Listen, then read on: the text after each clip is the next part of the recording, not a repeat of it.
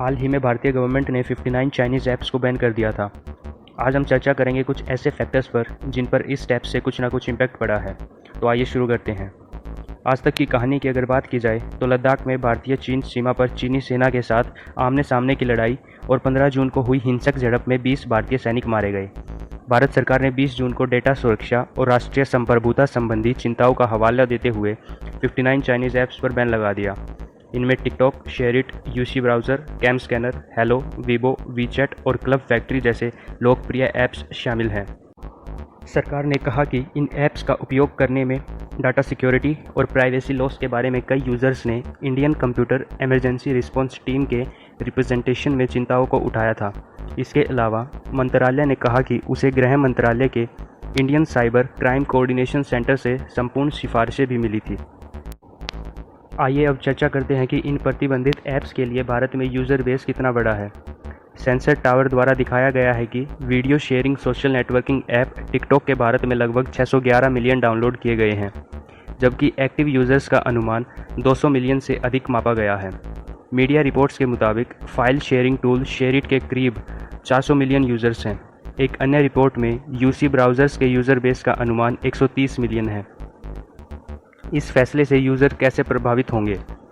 Mobile device पर install किए गए ऐप्स मौजूद हो सकते हैं, लेकिन अब जबकि ऐप्स के लेटेस्ट वर्जन्स को गूगल के प्ले स्टोर और एप्पल के ऐप स्टोर से हटा दिया गया है, इन ऐप्स के अल्टरनेटिव क्या हैं और क्या वो आसानी से मिल सकते हैं? ब्राउज़र्स या वीडियो ऐप्स के यूज़र्स को कहीं और से इसी तरह के कई और ऐप्स मिल सकते हैं।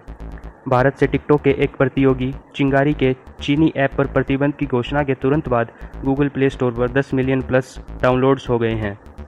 कुछ ऐप्स जैसे कि कैम स्कैनर के यूज़र्स इतनी आसानी से शिफ्ट नहीं हो सकते हैं।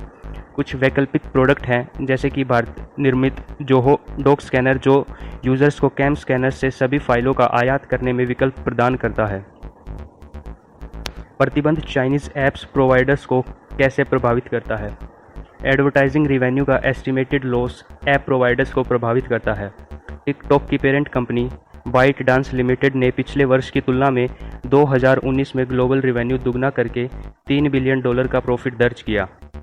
मार्च 2019 तक टिकटॉक का भारत के कारोबार में केवल $5.8 मिलियन की आय हो सकी थी, लेकिन हाल ही में अधिक तेज़ी से यूज़र्स को अपनाने के कारण दांव अधिक लगा रहे हैं।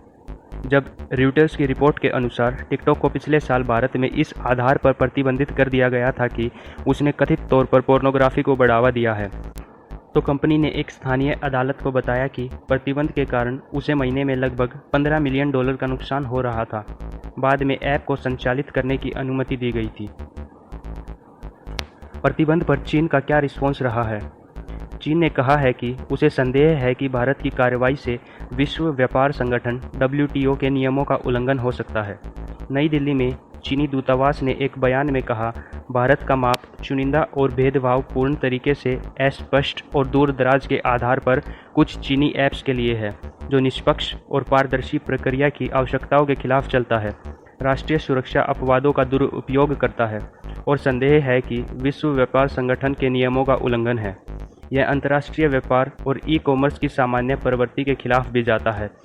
चीनी सरकार की टिप्पणियों से संकेत मिलता है कि यह विश्व व्यापार संगठन में एक औपचारिक शिकायत दर्ज कर सकता है। क्या इस कदम से भारत को नुकसान होगा? यह निवेश और रोजगार के मामले में हो सकता है। बाइट डांस लिमिटेड ने भारत में $1 बिलियन के आगामी निवेश की बात की थी। स्पष्टता उभरने तक संभावित रूप से यह निलंबित रहेगा। संभावित रूप से रोजगार पर असर पड़ेगा।